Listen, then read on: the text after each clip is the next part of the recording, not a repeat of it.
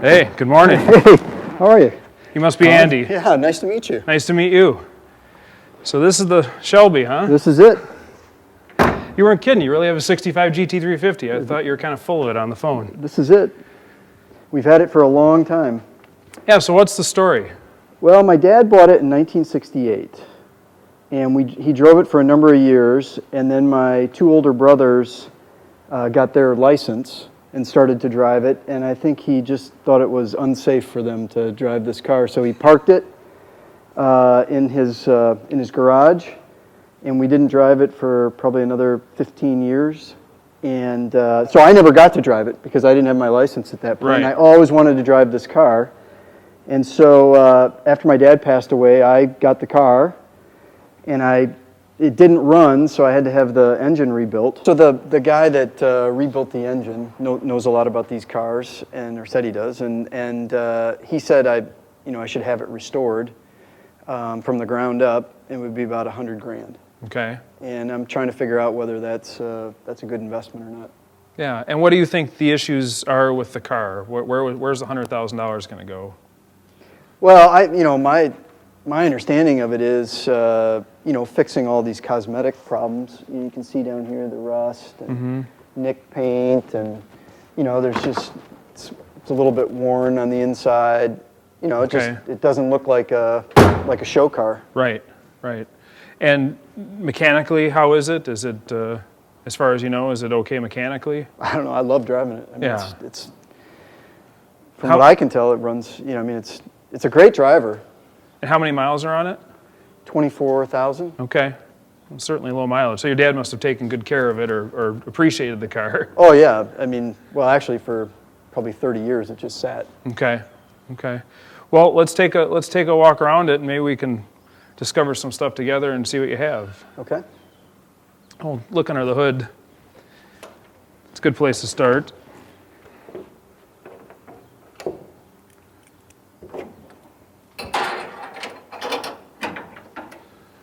Well, I can see the engine's been rebuilt. Just at first glance, you can see that you painted it.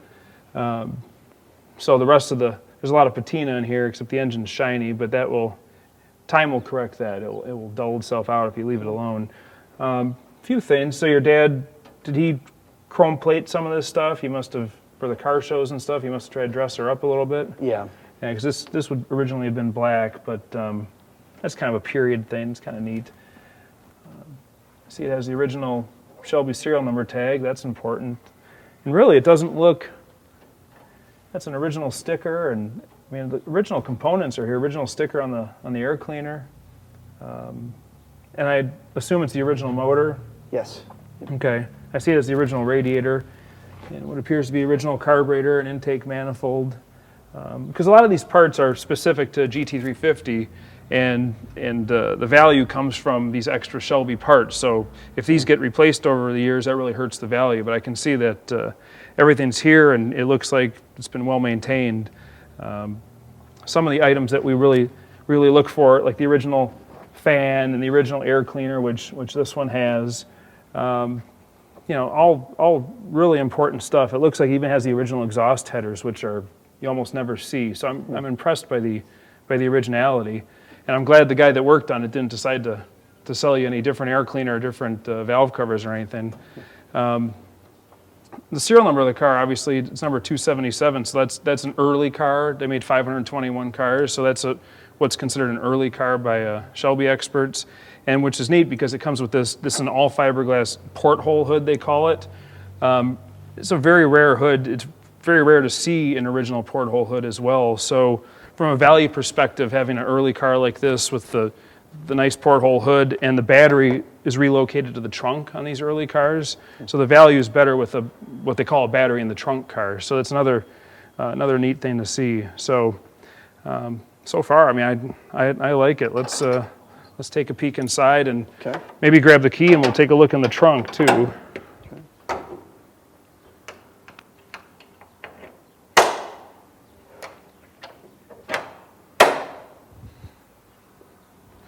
So you say the interior is a little bit worn. Yeah, normal, what I would think is normal wear and tear. It looks like a 20-some thousand mile interior. And definitely the original seats. These are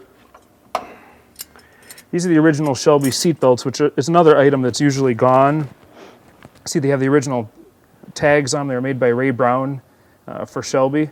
And these are really stuff you don't see often in a restored car.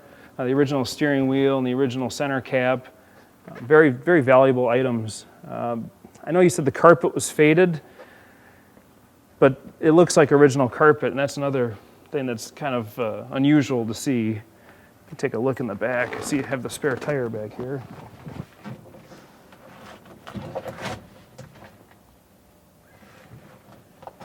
Appears to be the original spare tire as well.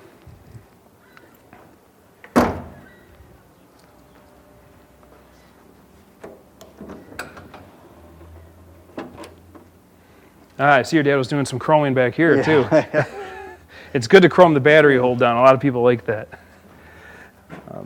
Now you said the car has some rust on it, but I haven't seen any rust. I'll poke around underneath a little bit, but This isn't rust. no, that's just a little surface corrosion. That's a gas tank, so that's pretty common on a bare steel part. But really, where you look for rust is up in here on this lip, in the trunk lid. I'm looking. It doesn't look like it's ever had any panels put on it. This looks like all original paint inside the trunk, original trunk mat. Even this little vinyl, this little rubber strip here over this quarter panel seam, that's original. And usually I don't see that because when guys paint the trunk or do some restoration work, they just throw that out, not recognizing it's original. This fiberglass, which is a Shelby piece, this fiberglass rear shelf where the tire sits, where they deleted the back seat, this is an original piece of fiberglass too. Looks like it must have had some battery acid spill. Somebody did a little spray painting around here, but that's typical. Batteries used to leak a lot of acid. Probably my dad. Yeah, old batteries were known to leak, especially if the car was stored without being driven. It would have just leaked out some acid. Original trunk sticker, jacking instruction sticker. Really very nice original car overall. Just going to look at the body a little bit. I see, I'm sure you've noticed the rusty lug nuts and a little corrosion on the wheels and stuff like that. Yeah, like these tires down. Yeah. Rims down here. Yeah, which we're looking at a 50-year-old vehicle, so far I like it, but I really would like to drive it before we do the final assessment of the car. Do you mind if I just take it around the block quick? Please do. You're the pro. All right, great. Thanks. I'll be back in a minute. Okay, thanks.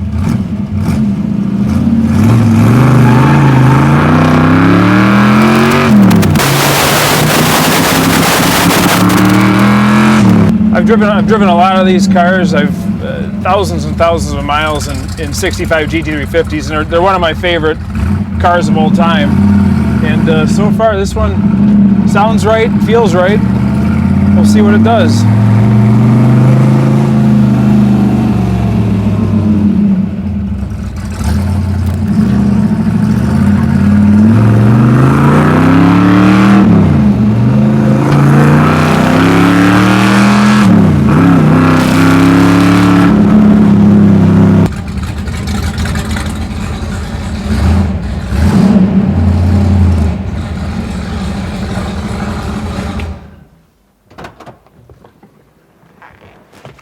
You didn't scratch it, did you? I didn't scratch it anymore. Okay, good. And it made it back in one piece.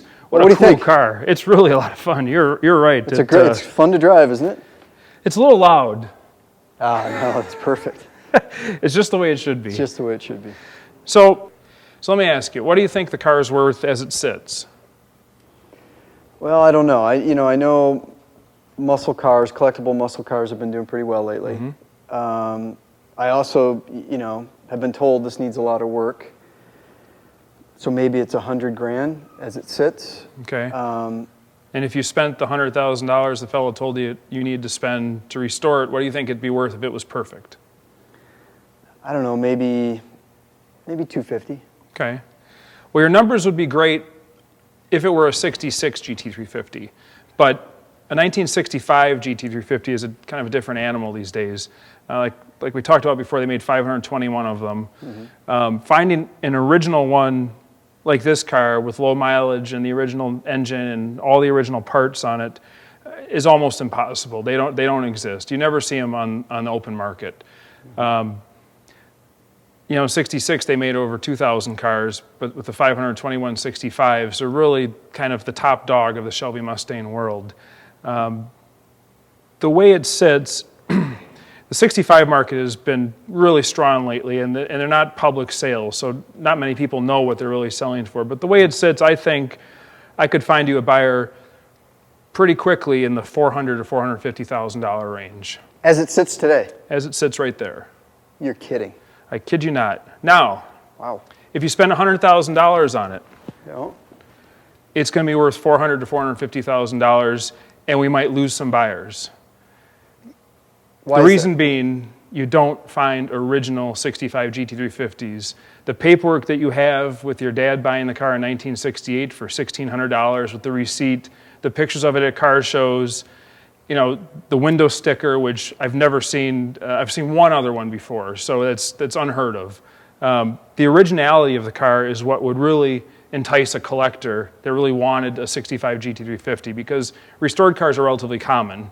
But finding one in single ownership since 1968, now, I know that you think that the chips and the cracked paint and the rust on the lug nuts and all that stuff is a problem, but that kind of patina is really what guys like, because it proves the car is real. It tells a story with the car. It's just like collecting art. You know, you don't want to erase the history, you want to preserve it. So I think if you spend more than $1,000 on the car, you're doing yourself a disservice. And I would take that $1,000 and I would spend it on cleaning products and cleaning it and polishing the chrome and going in and just preserving it. You know, put a good coat of wax on it and take care of it. Keep your kids away from it. Don't let your brother go and try and kill himself in it again. Just kind of preserve what you have here, keep the mileage down, and enjoy it the way it is without worrying about screwing up a new paint job. Okay, so we've talked about the car. Now, we looked at the paperwork, and I'd like to talk just for a minute about the paperwork in the car, if that's all right. Yeah, I would love to. So,